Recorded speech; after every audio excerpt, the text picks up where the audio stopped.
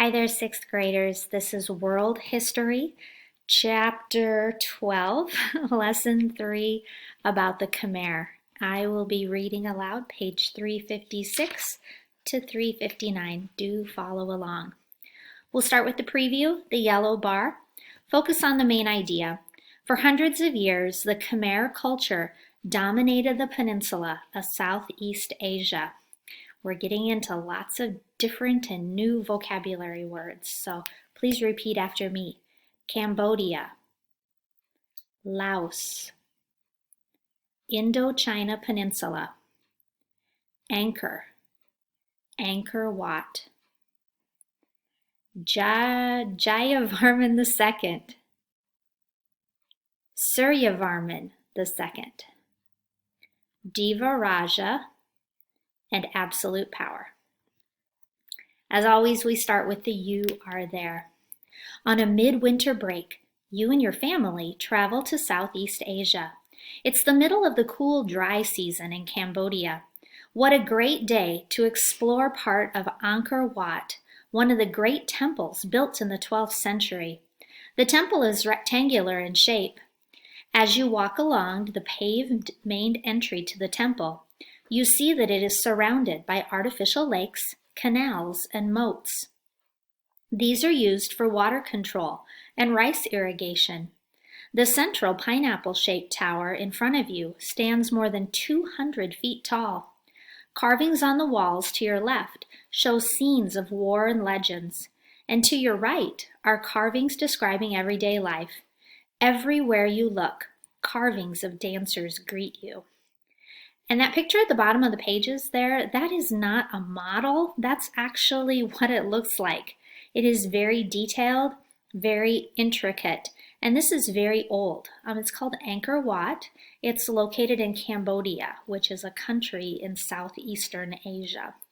And construction began, it says in the caption, in the year 1120. So this is a very ancient structure.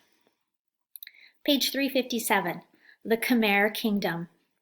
The Khmer Kingdom was one of the wealthiest kingdoms in Southeast Asia. Khmer is also the name of the people who lived in the kingdom. In the 6th century, the Khmer ruled the lands we know today as Cambodia and Laos on the Indochina Peninsula.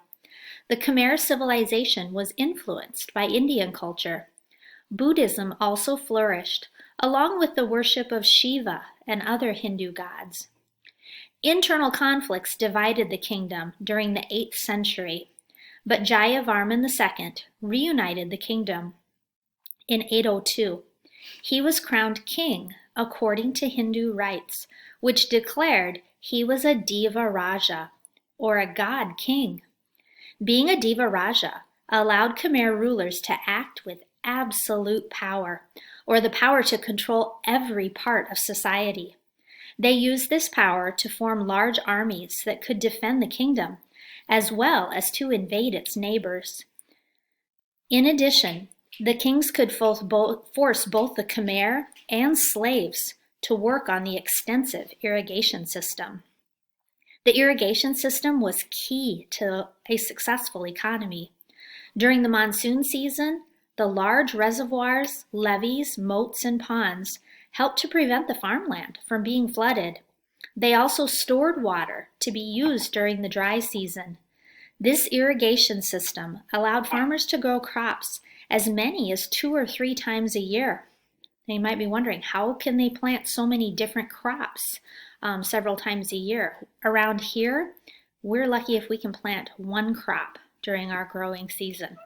Their growing seasons are much longer, almost year-round, because they are that much closer to the equator. It doesn't get cold there like it does here. Agricultural surpluses helped strengthen the kingdom's economy. For more than 500 years, the Khmer Kingdom was an important influence in Southeast Asia. The first royal city was built at Angkor in the 10th century. This marked the beginning of the empire's golden age. Under Suryavarman II, the empire reached its peak in the early 12th century. During his rule from 1113 to 1150, He oversaw the construction of the magnificent towers of the temple, Angkor Wat. And the top of the page, Then and Now, page 358. The Khmer. In 1431, the Thai people invaded and destroyed the capital city of Angkor. The Khmer kingdom never recovered. In addition, Angkor was ruled by one or another of its neighbors for hundreds of years. In the late 1800s, the French began to colonize the area, but by 1953, Cambodia won its independence. The Khmer as a people remained in Cambodia and today make up some 90% of the people who live there. In 1993, part of the former Khmer kingdom proclaimed itself the Kingdom of Cambodia, or Kampuchea. Currently, the head of state is King, I'll probably mispronounce this, Norodom Sihanouk.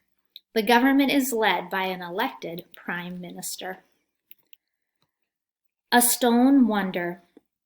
With some Indian influence on style, the Khmer became very skilled in art, architecture, and sculpture. The earliest known Khmer monuments are isolated towers of brick. They probably date from the 7th century. Later, the Khmer built small temples set on stepped pyramids. Over time, they added more and more covered galleries. The temples became more elaborate. Soon, stone replaced brick, and then carved stone replaced plain stone. By the end of Khmer dominance in the region, more than 70 huge temple and monument complexes stood at Angkor. Many of the temple walls have scenes of everyday life or battles. Some show men fishing, while others are of markets and entertainment. When French naturalist Henry Mouhot came upon Angkor in the mid-19th century, he considered the ruins of the ancient Khmer capital to be grander than anything left by Greece or Rome. That's saying a lot, isn't it? Of the dozens of temples, Angkor Wat stands as the finest example of Khmer architecture. It covers nearly 1 square mile. That's roughly the size of Crofton, so very, very large for that whole complex there. The builders of Angkor Wat wanted to honor the Hindu god Vishnu. Later, Angkor Wat became the tomb of the Khmer king who had ordered its construction. Nearly 50,000 artisans, workers, and slaves worked on the temple, which took nearly 40 years to complete. Today, Angkor Wat appears on Cambodia's flag. It is there to remind people of the Khmer culture and its achievements. Thanks for listening.